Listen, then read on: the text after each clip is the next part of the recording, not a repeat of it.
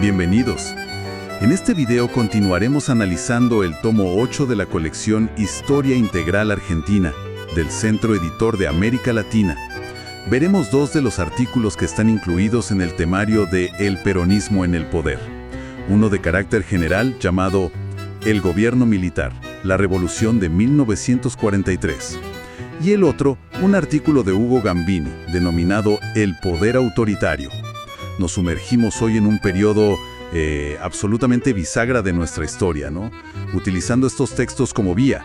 El primero nos ofrece un panorama general, digamos, de los sucesos que desembocaron en el golpe militar. Exacto. Mientras que el segundo, del reconocido periodista e historiador Hugo Gambini, profundiza en la naturaleza específica del poder que emergió entre 1943 y 1945. Y es clave entender, me parece, desde dónde escribe Gambini. Fue un periodista de enorme trayectoria, miembro de la Academia Nacional de Periodismo. Sí. Autor de trabajos fundamentales como El Che Guevara y su monumental Historia del Peronismo. Pasó por redacciones emblemáticas como Primera Plana, dirigió la revista Redacción durante décadas. Una figura importante. Muy importante. Sus orígenes políticos estuvieron en el socialismo. Después se definió como un alfonsinista fervoroso. Y fue, consistentemente, un crítico del peronismo. Esa perspectiva informa, sin duda, su análisis sobre el carácter autoritario de aquel gobierno. Bien. Para comprender el significado del 4 de junio de 1943, tenemos que mirar un poco el clima de época, ¿no? El primer artículo nos habla de una profunda crisis de los partidos tradicionales. Sí. Se los percibía como alejados de las bases sociales, digamos, incapaces de interpretar los tremendos cambios económicos y sociales que atravesaba la Argentina en ese momento. Exacto, como desconectados. Y a eso se le sumaba una polarización ideológica muy fuerte, teñida por la Segunda Guerra Mundial, claro. Exactamente. La sociedad estaba partida, ¿no?, entre aliadófilos y neutralistas. Pero ojo, el neutralismo no era un bloque homogéneo, para nada. Ah, claro. Abarcaba desde quienes defendían una posición independiente, siguiendo la línea histórica de Irigoyen, hasta simpatizantes más o menos abiertos del eje. Había de todo. De todo.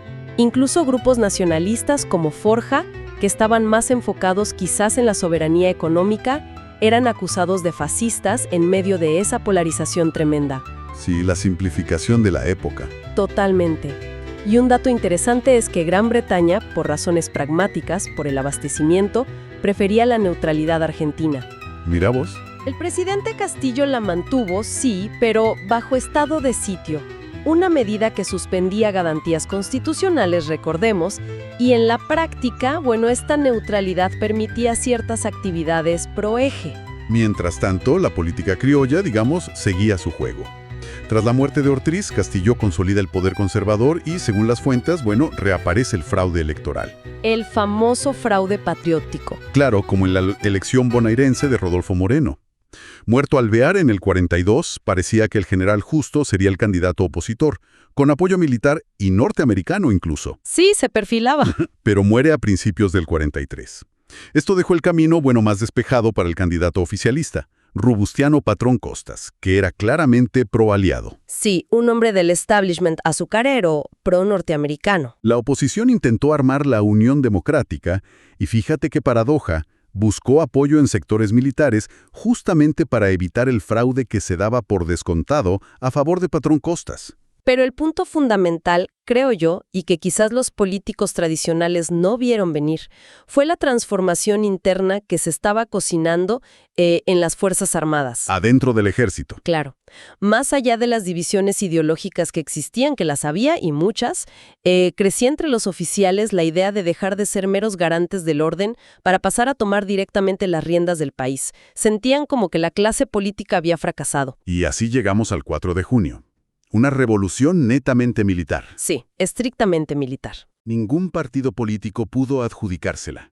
Dentro de los militares convivían distintas posturas, que solo se irían decantando con el tiempo, a favor de la línea del GOU, el Grupo Obra de Unificación. La proclama inicial es bastante genérica, ¿no? Habla de honor, justicia, reprimir la corrupción.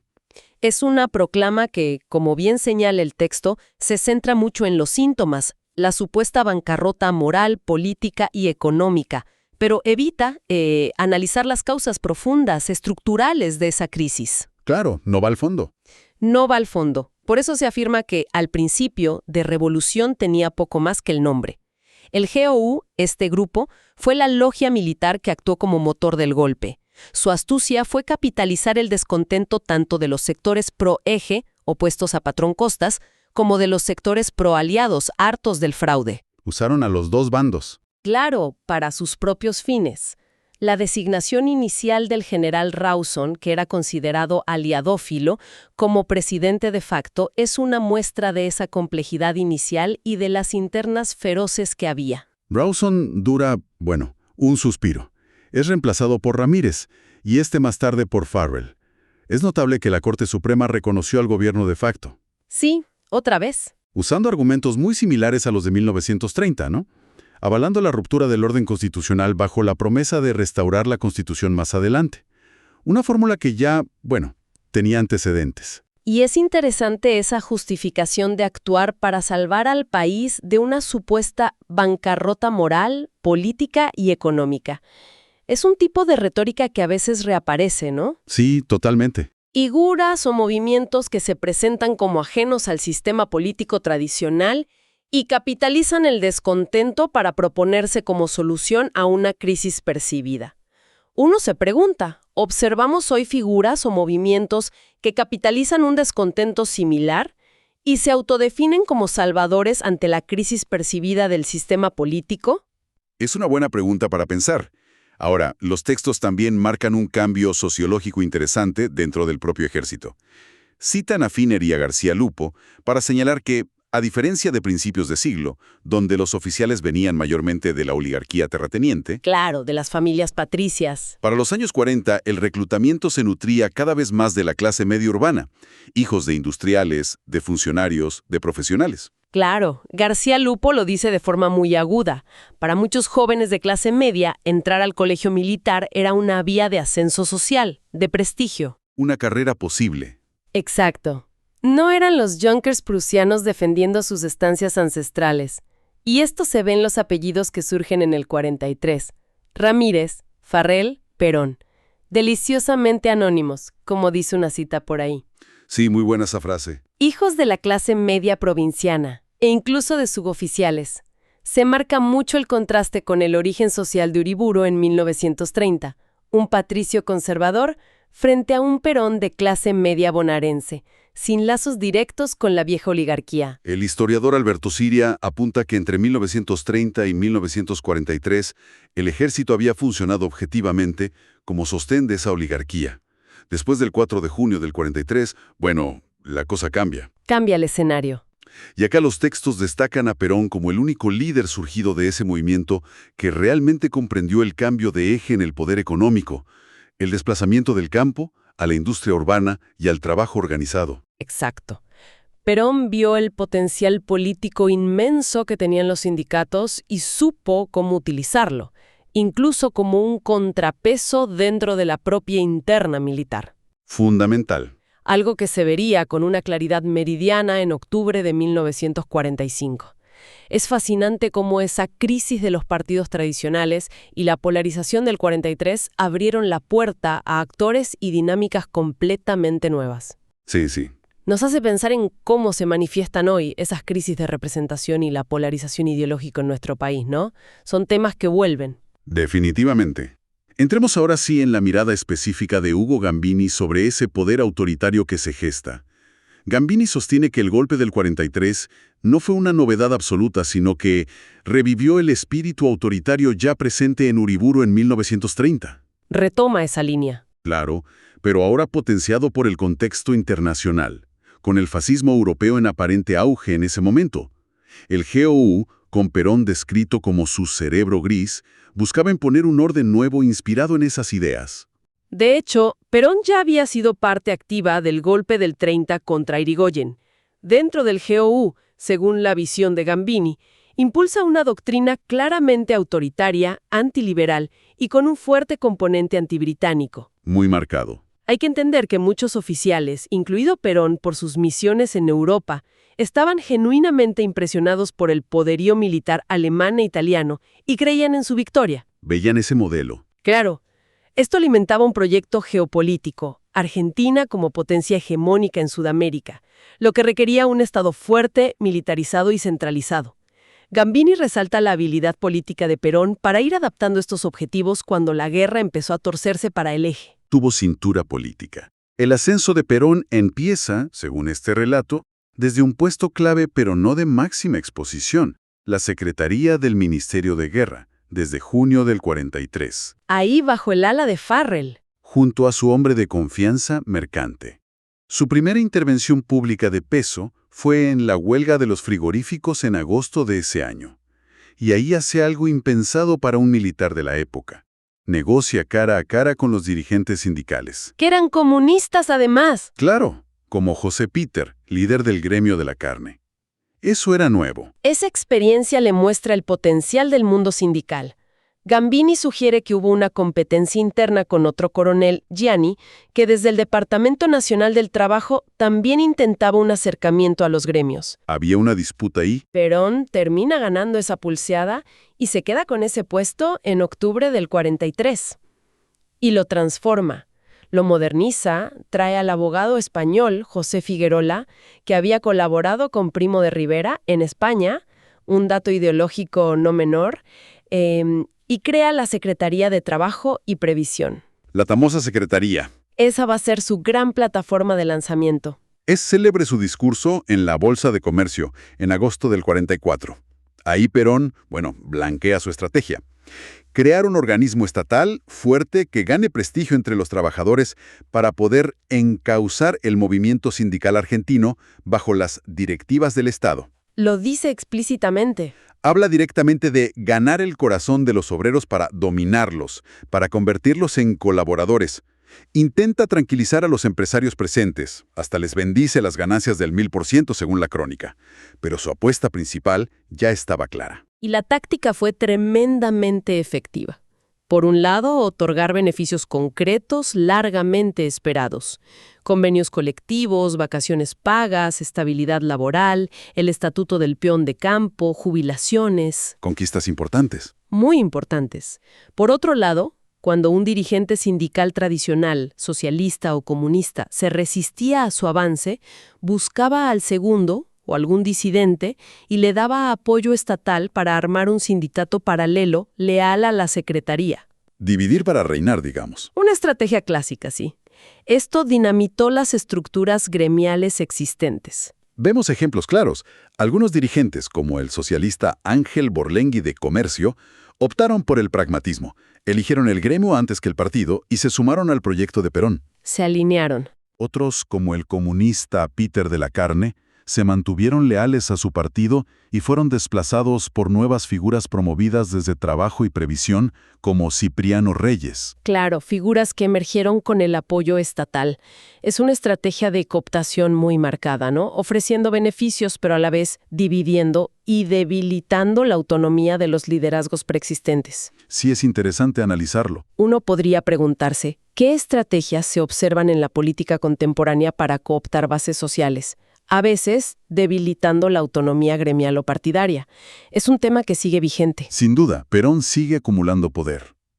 Tras la salida de Ramírez y la asunción de Farrell en febrero del 44, es nombrado ministro de Guerra. Un puesto clave. Y en julio de ese año, vicepresidente, pero reteniendo Guerra y, fundamentalmente, Trabajo y Previsión. Tenía el control del ejército y de la base sindical emergente. Un poder bifronte, digamos. Militar y sindical. Lógicamente, la oposición se empieza a articular con más fuerza. En junio del 45, sectores importantes de la industria y el comercio publican un manifiesto muy crítico con su política social. El famoso Manifiesto de las Fuerzas Vivas. Los sindicatos responden con solicitadas defendiendo a Perón. La tensión escala con los rumores de su candidatura presidencial. El 12 de julio del 45 hay una enorme concentración obrera frente a la Secretaría, mostrando su apoyo. Una demostración de fuerza popular. Y la contraparte llega el 19 de septiembre. La Marcha de la Constitución y la Libertad. Una manifestación multitudinaria y heterogénea. Clase media, universitarios, partidos tradicionales. Sí, muy diversa. Y con el activo protagonismo del embajador norteamericano Spruill Braden, no olvidemos. Exacto. Braden o Perón era la consigna. Esa marcha copó el centro porteño. La reacción del gobierno fue inmediata. Reimplantar el estado de sitio, restringir la actividad política. Los estudiantes toman las facultades en protesta. Un foco de resistencia clave. Y el 5 de octubre son desalojados violentamente por la policía. Hay cientos de detenidos. Queda claro ese espíritu autoritario del que habla Arambini, reprimiendo a la oposición. Sí, la mano dura. Este choque entre la necesidad de orden que invoca el gobierno y la defensa de las libertades que reclama la oposición es una tensión recurrente, ¿no? Siempre presente en nuestra historia. Y siempre está latente la pregunta sobre posibles rebrotes autoritarios en la región, cómo se equilibra hoy la necesidad de orden con la defensa de las libertades. Un debate constante. La universidad fue claramente un bastión de la oposición, heredera de la Reforma del 18, con su ideario laico, democrático, antiautoritario, chocó de frente con la ideología del gobierno militar. Totalmente. Desde la intervención de Tomás Casares apenas producido el golpe, pasando por la muy dura de Giordano Bruno Genta en la Universidad del Litoral, que expulsó a profesores y alumnos por razones ideológicas y hasta raciales. Terrible. Y luego las de Balrich y Obligado, que intentaron imponer contenidos religiosos y nacionalistas en los planes de estudio. Bueno, la resistencia estudiantil fue permanente. La FUBA, Federación Universitaria Argentina, y las federaciones locales lideraron esa pelea. Los textos describen una militancia muy activa. Huelgas, enfrentamientos callejeros con grupos de choque oficialistas como la Alianza Libertadora Nacionalista. Sí, había choques fuertes. Hubo hechos trágicos, como la muerte de los estudiantes Grocco y Blindstein en agosto del 45. Figuras estudiantiles de la época relatan las suspensiones, la represión policial constante. Incluso cuando se intentó una normalización en 1945 y se eligió rector en la UBA, Horacio Rivarola, este terminó alineándose con la oposición. No le sirvió al gobierno. No, ya con Perón presidente electo, en 1946, la universidad es intervenida de nuevo por Óscar Ivanišević. Se producen purgas masivas de profesores opositores, denunciadas en el famoso folleto Avasallamiento de la Universidad Argentina. Un título elocuente. Y finalmente, la Ley Universitaria Peronista de 1947 reduce drásticamente la participación estudiantil en el gobierno universitario, liquidando uno de los pilares de la reforma, un cambio radical. Otro actor clave en este periodo, según los textos, fue la Iglesia Católica o al menos sectores influyentes dentro de ella. Un mojón fundamental es el decreto de diciembre del 43 que impone la enseñanza religiosa católica obligatoria en las escuelas públicas. Impulsado fervientemente por el ministro de Justicia e Instrucción Pública, Gustavo Martínez Zuviría, más conocido por su seudónimo literario, Hugo Weist, y por José Ignacio Olmedo, desde el Consejo Nacional de Educación. Figuras del nacionalismo católico. Exacto, ambos figuras destacadas del nacionalismo católico de derecha. Mientras la jerarquía eclesiástica mantenía una condena formal al totalitarismo, muchos intelectuales de este nacionalismo católico, formados en ámbitos como los cursos de cultura católica, veían con simpatía e incluso admiración al fascismo europeo. Había una afinidad ideológica. Sí, los textos citan ejemplos de Sánchez Orondo o Bonifacio Lastra en ese sentido. Y Perón supo cultivar esa relación. Sacerdotes como Di Pasco o Virgilio Filipo se convierten en activos colaboradores. Aunque también hubo otros sectores de la Iglesia. Claro, también hubo figuras dentro de la Iglesia como Monseñor de Andrea, de perfil más liberal, que tomaron distancia por el autoritarismo creciente. No fue un bloque monolítico. El apoyo se vuelve decisivo de cara a las elecciones de 1946. La pastoral del episcopado de noviembre de 1945 es clarísima. Instruye a los católicos a no votar por partidos que defiendan la separación Iglesia-Estado, el laicismo escolar o el divorcio. Un tiro por elevación directo a la Unión Democrática. Claramente. Y beneficiaba a Perón. Hubo sacerdotes, como el mencionado Filipo, que hicieron campaña abierta desde el púlpito. Sí, muy activamente. No era la primera vez que se usaba una pastoral con fines electorales. Ya había pasado en 1931 para apoyar a Justo. Pero en el 45 el objetivo central era asegurar la enseñanza religiosa, una conquista clave para la Iglesia. Fue una formidable red de apoyo para Perón. Es notable cómo estos debates sobre valores, religión y educación siguen siendo un factor relevante en la arena política actual y en cómo se configuran ciertas alianzas electorales, ¿verdad? Es un tema que perdura. Sin duda. Y otro frente de tensión fue la prensa. Los textos documentan una ofensiva constante contra la libertad de expresión desde el mismo 4 de junio. Desde el principio. Secuestros de ediciones como la de Crítica, clausuras de diarios importantes como Los Andes o La Gaceta, suspensiones al semanario socialista La Vanguardia, prohibiciones explícitas de publicar noticias sobre ciertos temas. Mucha censura. Incluso se eliminaron diarios en Irish y se persiguió a medios opositores como Noticias Gráficas o El Intransigente de Salta. La presión era fuerte. Las restricciones se endurecieron con el tiempo. Se prohibió informar sobre la carestía de vida, sobre nombramientos o despidos de funcionarios, hasta sobre escándalos deportivos. Sí, era muy amplio el control. Un decreto de 1944 hizo responsables por igual a redactores, directores y propietarios, exigiendo firma en los editoriales y amenazando con confiscaciones. Mucha presión económica y legal. Hubo periodistas detenidos, como Adolfo Lanús del Círculo de la Prensa. Se llegó a castigar diarios por no publicar discursos oficiales. La censura sobre la resistencia estudiantil fue sistemática. Pero frente a esa asfixia, surgió un periodismo clandestino y semiclandestino muy combativo. La resistencia periodística. Ciencias también sintió la presión. Es impactante ver cómo se usó la censura y la presión sobre la prensa en ese entonces. Hoy, con la polarización, la desinformación en redes sociales, los debates sobre el rol de los medios. El escenario cambió, pero el fondo. La cuestión de la libertad de prensa y el acceso a información confiable sigue siendo un tema central y complejo, ¿no? La pregunta sobre cómo impactan estos factores hoy es muy pertinente. Como reflexión final, lo que sugieren los textos, me parece, es que aquel proyecto autoritario original de 1943, con su fuerte impronta fascista inicial y sus sueños de hegemonía regional, no pudo sostenerse tal cual. Tuvo que mutar. El peronismo, bajo el liderazgo pragmático de Perón, tuvo que adaptarse. Se volcó a buscar legitimidad por vías constitucionales y se apoyó en la fuerza arrolladora de la clase trabajadora organizada, El factor popular. que resultó ser un pilar mucho más poderoso que las ideas elitistas de algunos sectores militares nacionalistas. Hubo una adaptación. Hay una carta muy reveladora de Perón al caudillo uruguayo Luis Alberto Herrera, escrita justo después de las elecciones del 46, donde todavía se percibe esa tensión. Sí, es muy interesante esa carta. Admira el modelo fascista para lograr la unidad sudamericana, los Estados Unidos de Sudamérica, pero promete evitar sus errores y crueldades, hablando de combinar fuerza y diplomacia. Muestra esa mezcla de ideología original y adaptación pragmática. Claro, esa dualidad. De los objetivos iniciales del GO, industrialización acelerada, liderazgo regional, quizás el impulso industrializador fue el que más perduró. Luego bajó Miranda. Sí, la parte económica. El espíritu autoritario inicial, si bien nunca desapareció del todo, tuvo que ceder terreno ante el peso del apoyo popular. Aunque, paradójicamente, ese componente autoritario reaparecería y sería una de las causas que esgrimirían sus antiguos aliados parte del ejército y la iglesia para derrocarlo en 1955. Las vueltas de la historia.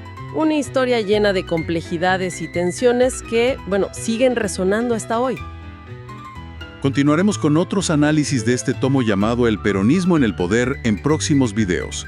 Si desean profundizar en este y otros materiales históricos, recuerden que los mismos provienen del archivo digital de Mágicas Ruinas, mágicasruinas.ar, sitio creado en 2003.